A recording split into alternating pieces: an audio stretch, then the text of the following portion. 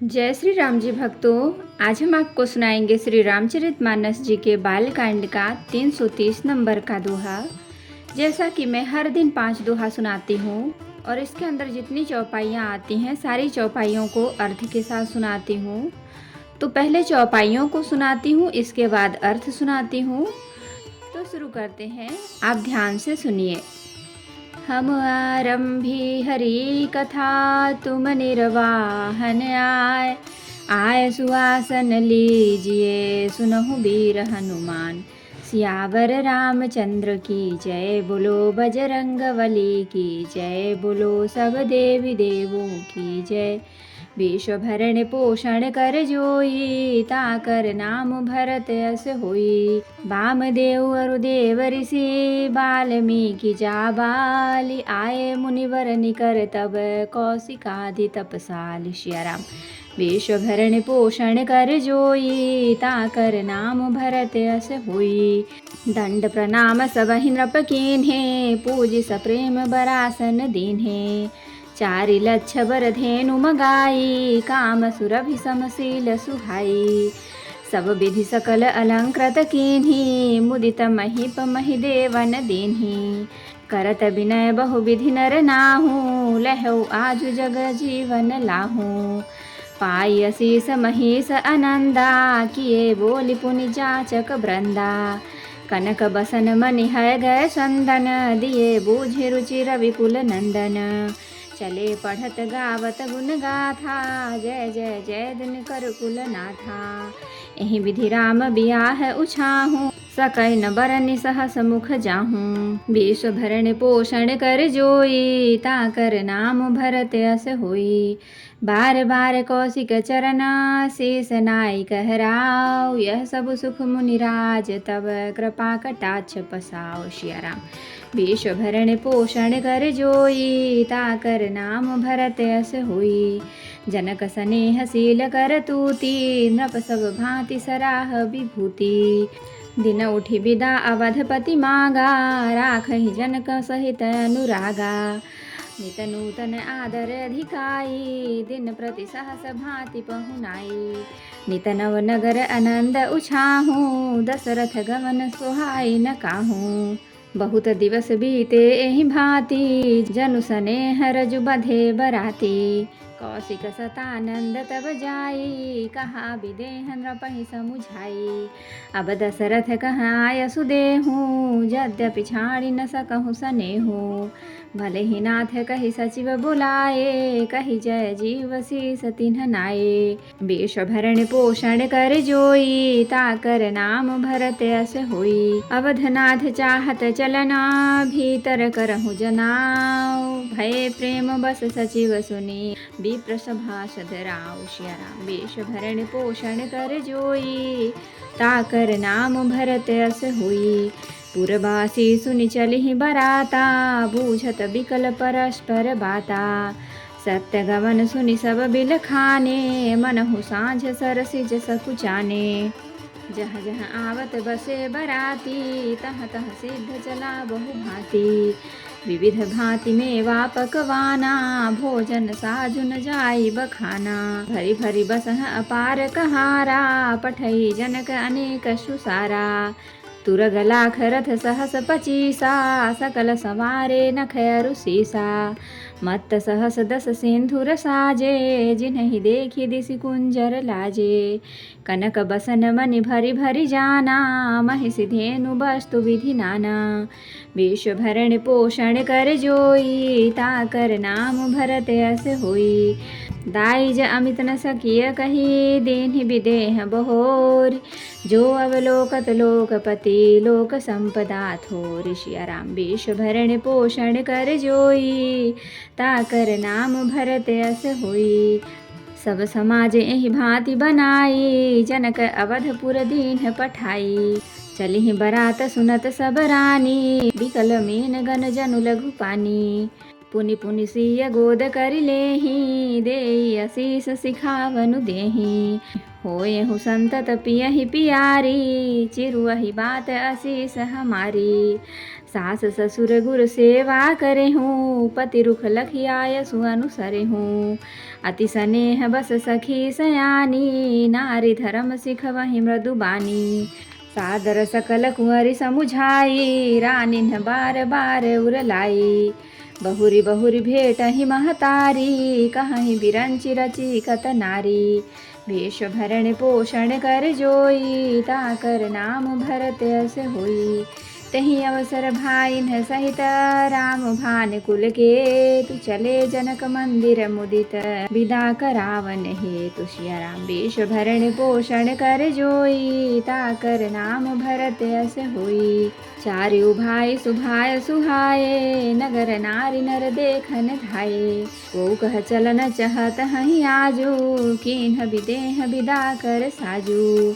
लेहु नयन भरि रूप निहारी, प्रिय पाहुने भूप सुत चारी। को जाने कहीं सुकृत सियानी, नयन अतिथि कीन्हे विधियानी।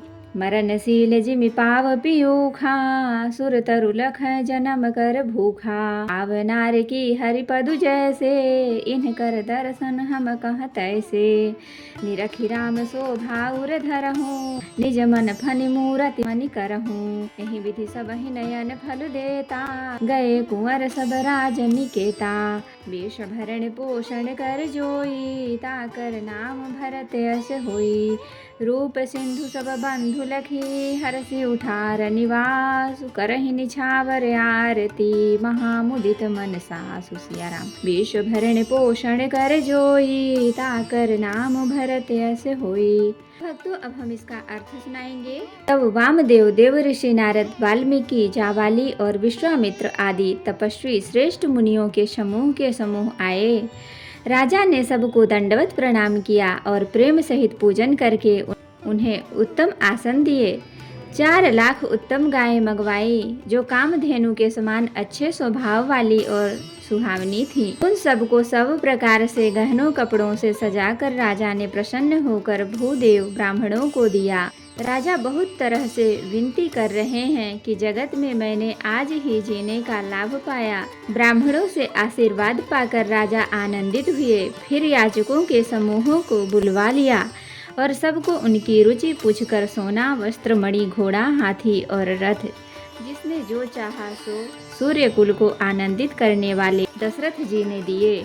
वे सब गुणानुवाद गाते और सूर्य कुल के स्वामी की जय हो, जय हो, जय हो कहते हुए चले।